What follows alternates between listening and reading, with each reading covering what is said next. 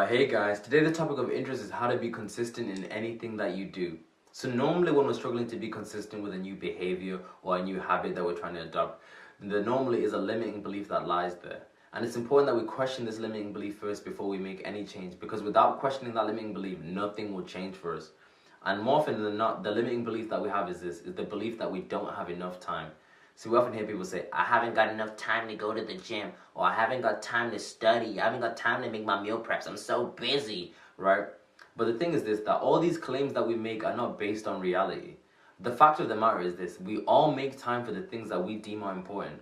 So it's not a question of whether or not you have enough time, it's a question of where your priorities lie. Because where your priorities lie is where your time is going to be spent.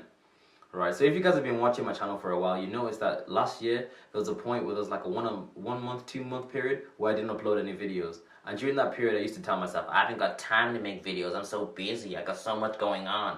I'd say that. But the thing is this, because I held that belief, it warped my perception of reality. I was failing to see the amount of time that I was squandering doing things that didn't matter. So during that period I used to spend like 2 to 3 hours a day on Netflix busy watching Prison Break. Prison Break's amazing by the way. But I was watching Prison Break. And because I believed I didn't have enough time, I was failing to see the amount of time I was spending watching Prison Break that I could have been using that time to create things that might to create content. I could have been using that time, but I failed to see that because I was like, you know what, I'm so busy, I have no time.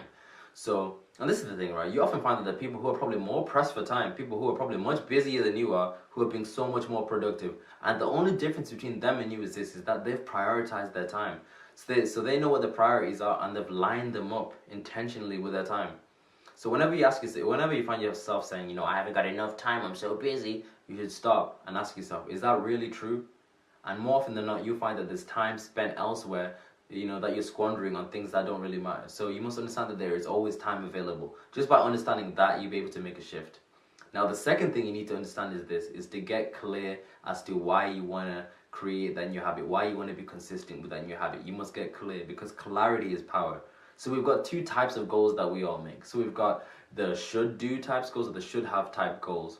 And the should have type goals are things that are preferences to us. So we hear people say, you know, I should spend more time at the gym, or, you know, I should eat healthier, or I should, you know, spend more time with my family, you know, shoulds, preferences. Then we've got musts. And the musts are the things that we must have, the things that we must do. And the difference between a should do and a must do is a must do is clear. So there's a clear reason why you must have something, and there's a compelling reason that supports that must. And in life, you get what you must have. Consistently, you get what you must have. Not what you want, you get what you must have consistently. So one prime example of this is my friend Mike. So I did an interview with him a couple of days ago and uploaded the video. So if you haven't seen that one, you should check it out. But in that video, we talked about how he raised £50,000 in 50 days. And the thing was this, the reason he was able to do that was because he got clear as to what he wanted, which was the £50,000, and he had a compelling reason as to why he wanted that £50,000. And he needed that £50,000 because he needed it to start up his own business. Because if he didn't start up his own business and he didn't raise that money, he'd have to work a 9 to 5. And he didn't want to work a 9 to 5, right? So he needed that money. So he got clear and he had a compelling reason. And he managed to raise that money within 50 days. And that's money that some people don't even make in a year. He made that in under 2 months because he had a compelling reason, right? And he was clear as to what he wanted.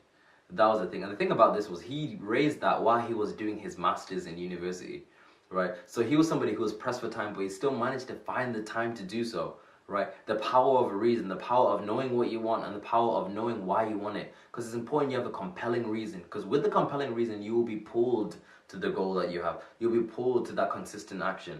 Because a lot of people have a push type motivation, so they do it on willpower. So they're like, you know what, I'm gonna be healthy, I'm gonna go to the gym every day. So they try to go to the gym and they push themselves, and off willpower alone, maybe they'll last a week, 2 weeks, maybe 4 weeks if you have a lot of willpower, but then you fall off. And the reason you fell off was this, you didn't have a compelling reason as to why you wanted to stick out at the gym. You didn't have a compelling reason to keep you consistent, because it's a compelling reason that's going to keep you going. So just like me, for example, another example was like about a month ago, you know, I didn't have Wi-Fi at home. I didn't have access to Wi-Fi. So I had to do a lot of live streams to upload on YouTube. So I was doing videos in McDonald's, I was doing videos in the gym, you know what I mean? I was doing all those videos using their Wi-Fi. And the thing was this, during that period I was working 40 hours a week at work because it was the Christmas period. So I was somebody who was pressed for time, but I still managed to find time to create those videos because for me, it was compelling. For me, I have the dream, the vision of I want to be a peak performance coach. I want to be a public speaker. And having that vision in my mind was the thing that pulled me to create those videos. That pulled me to go to McDonald's and get my phone out and record videos. Right? That's what pulled me. That's what sustained me. Right? The power of being clear as to what you want and a compelling reason as to why. And the compelling reason has to be compelling to you. So it doesn't matter what it is.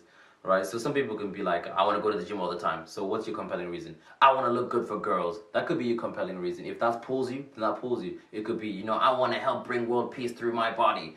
That could be another compelling reason. Whatever it is, it has to be compelling to you because you want to be pulled towards that goal. Right? But it starts off with you being clear as to why you want to be consistent with that new behavior. Right? And having that compelling vision. That compelling vision is the thing that's going to sustain you. Without that, you won't last.